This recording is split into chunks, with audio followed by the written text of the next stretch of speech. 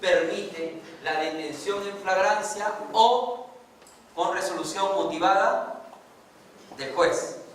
Entonces, esa resolución, si acá está la detención con flagrancia, acá se mantiene la detención ya con el juez que tiene al detenido. Y este es el juez que, correcto, va a enviarlo el caso para que se dirija al proceso inmediato. Entonces está en este intermedio donde el juez, correcto, que recibe el caso va a emitir su resolución judicial para que se siga encargando a la persona, por lo cual entendemos que esta detención, hasta ahora ha habido algún proceso de constitucionalidad de esta resolución judicial, de la que el juez recibe con la flagrancia, no, y hasta que ha llegado la audiencia de incoación, no, ok, parece que ha sido pacífico, porque acá hay una detención en flagrancia y acá hay una judicial, que ya permite la extensión del mismo hasta que se lleve a cabo la audiencia.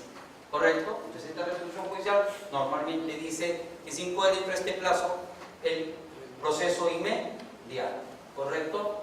Se da la audiencia, en esta audiencia se puede llevar alguna de estas salidas alternativas y hay una estructura del debate, ¿no? Procedencia del proceso inmediato, las salidas alternativas o la procedencia de una medida coercitiva.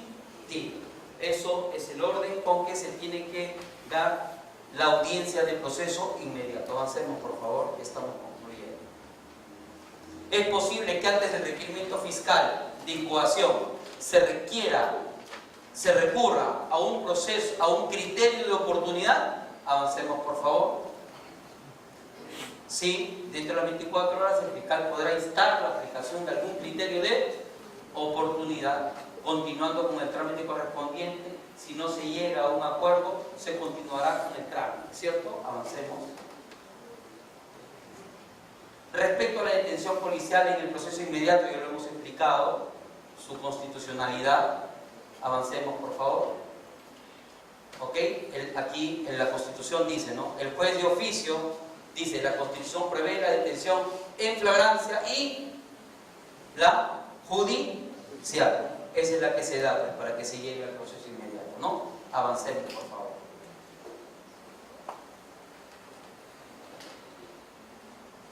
Ok, si el delito, pese a ser flagrante y habérsele detenido al imputado, tiene una pena abstracta menor de 4 años, ¿se puede prolongar la detención hasta el inicio de la audiencia de incoación?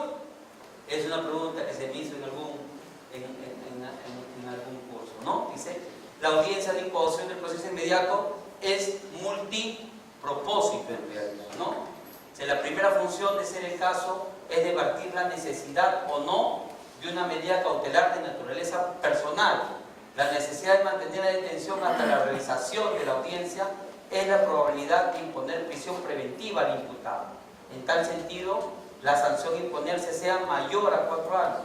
De no ser así, el fiscal no tendrá necesidad de mantener al detenido al imputado, luego de ser puesto por la policía a disposición de su despacho, si él considera que el caso, correcto, no permite tal penalidad, ¿no? Avancemos, por favor.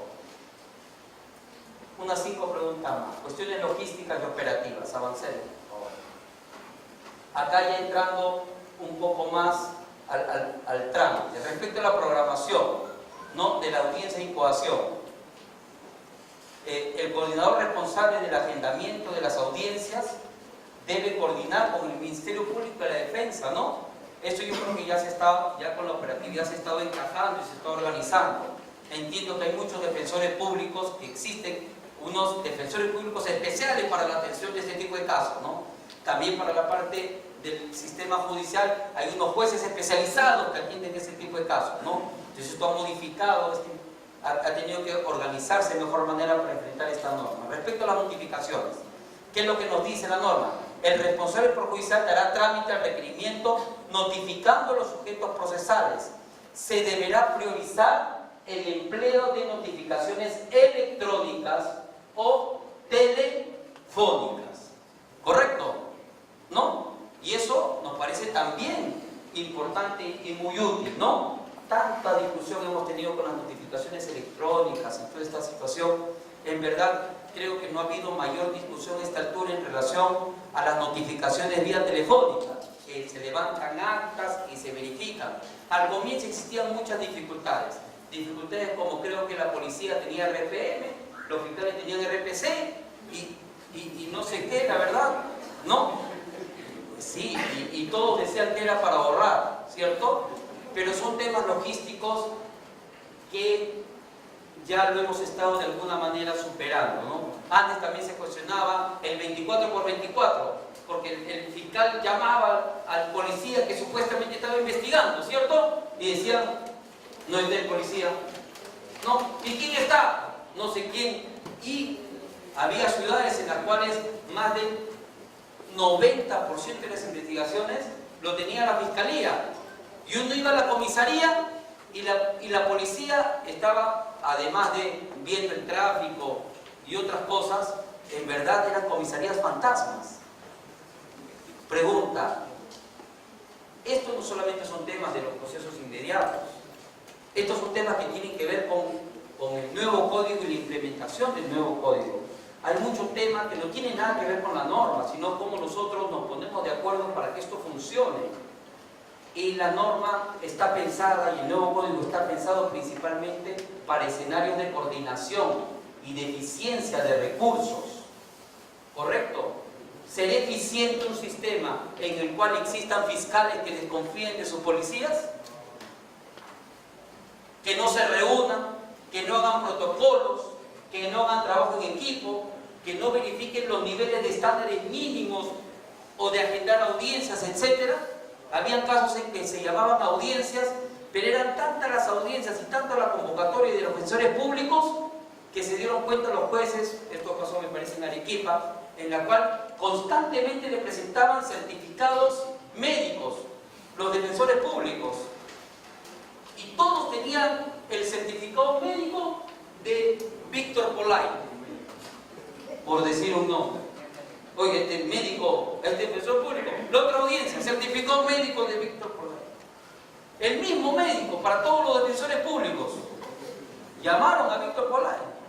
Sí, señor, presente Víctor Polay para servirle, médico que se pone la camiseta de los defensores públicos. Señor, ¿qué pasa?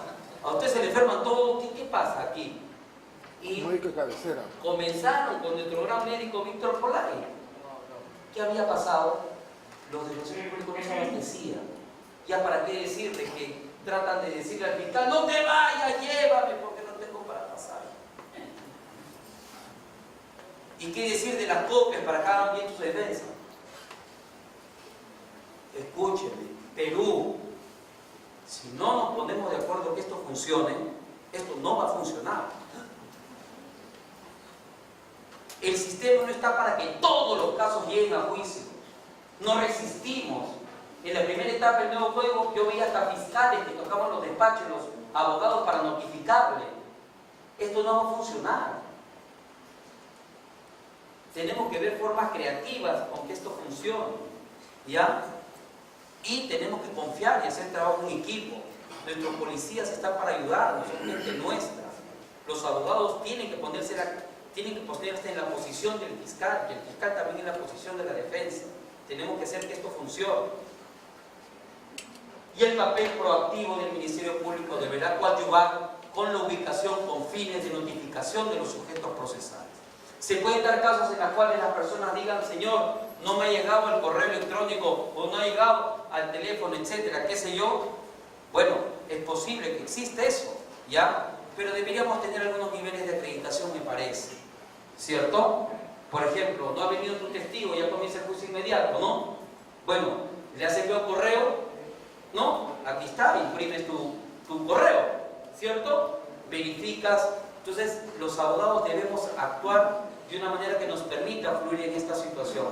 Deberá también haber algunos niveles de exigencia por parte de la judicatura para ver niveles de acreditación, de notificación de estos temas por estos medios, ¿cierto? Avancemos, por favor.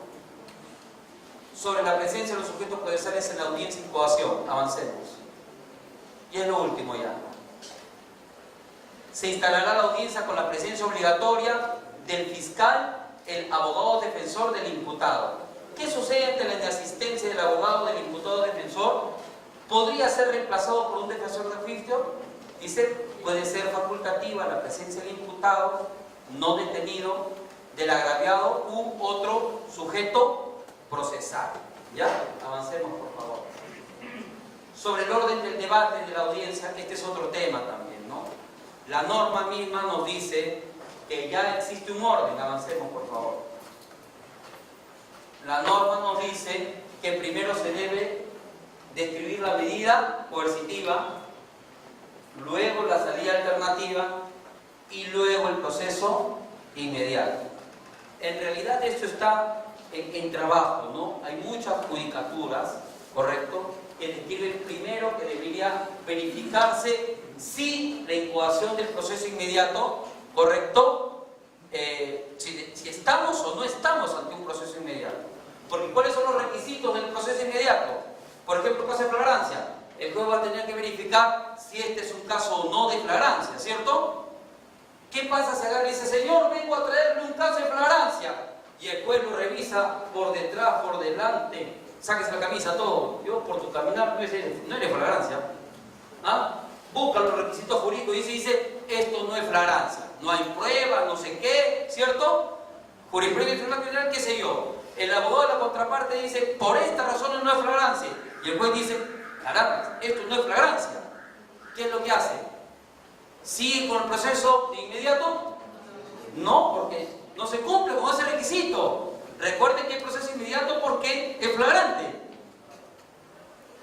Si el juez dice que no es flagrante, por lo tanto, no hay proceso inmediato, ¿correcto?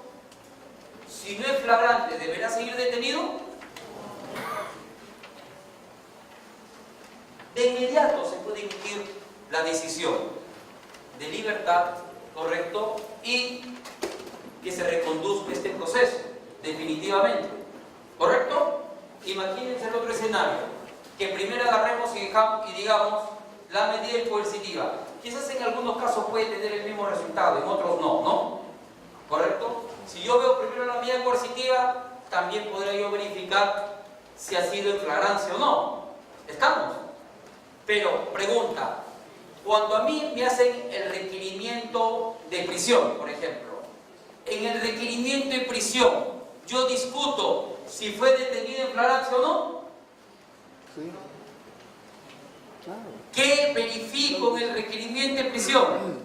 Si es peligro procesal, ¿En algún momento discuto la flagrancia? Ahí viene el tema. Que en algunos casos yo puedo decidir, te quedas encantado, correcto, señor, pero mire, soy guapo. Nada, te quedas en prisión, sigamos avanzando, estás preso, y estando preso, ¿qué haces? Como Tupac Amaru, ¿no? ¿Ah? O como Manuela Carranza, aceptas tu culpabilidad, claro, porque estás en prisión, pues, ¿no? ¿Ah?